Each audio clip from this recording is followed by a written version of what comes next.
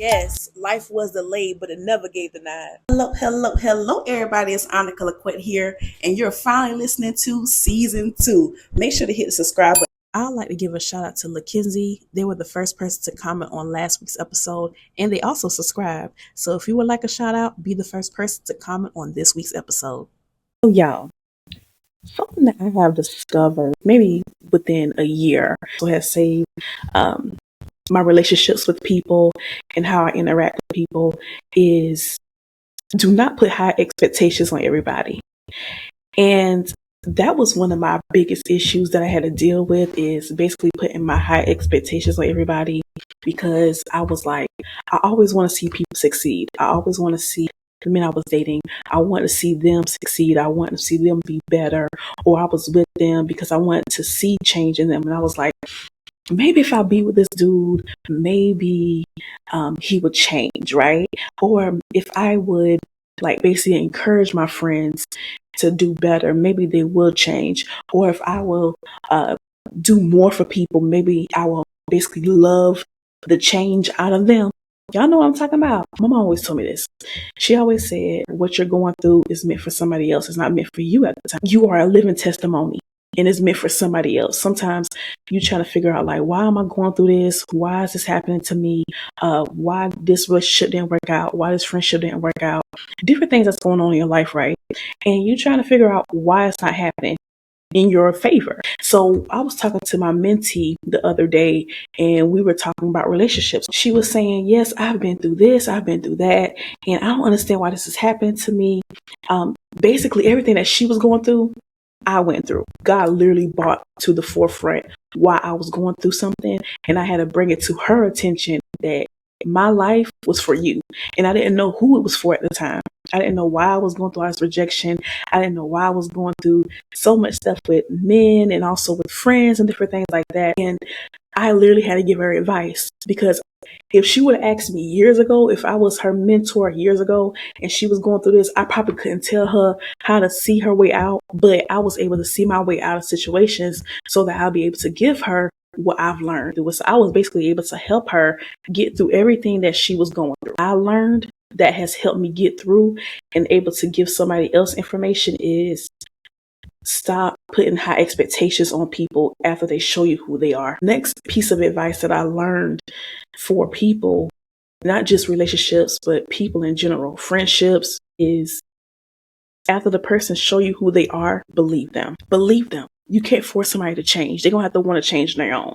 You cannot force someone to want better for themselves. They're going to have to want it for themselves, right? I used to be butt hurt when I try to love someone out of their ways, right? I try to love them out of their ways. I try to pour into them. I try to give to them. I try to be like, this is what you can do. I can see better for you, right? And they just don't understand, and they will never get it together. And I pray for them. No matter how many times I pray for them, no matter how many times I beg people to change, no matter how many times I cry for them, talk it out with them, and they would never change, right? But then my mom was like, girl, you're going to have to look at people for who they are at that moment and not for who you want them to be. Not for who they can be, not for who they could strive to be. All this can. Nah, they have to want it for themselves. You cannot love change out of somebody. You cannot force change out of somebody. You cannot make somebody change if they do not want to change. So that's what I learned. And that has helped me change my mindset when it comes to different relationships with men, different relationships with people in general. That literally helped me out, because I was so hurt that people didn't change when I wanted them to change. So I hope that this message helps somebody today. Now I no longer put high expectations on people. I see them for who they are at that moment, at that point in time. I don't see them for who they could be anymore. I don't see people or man or relationships, whatever. I don't see people for who they can be. I see them for who they are.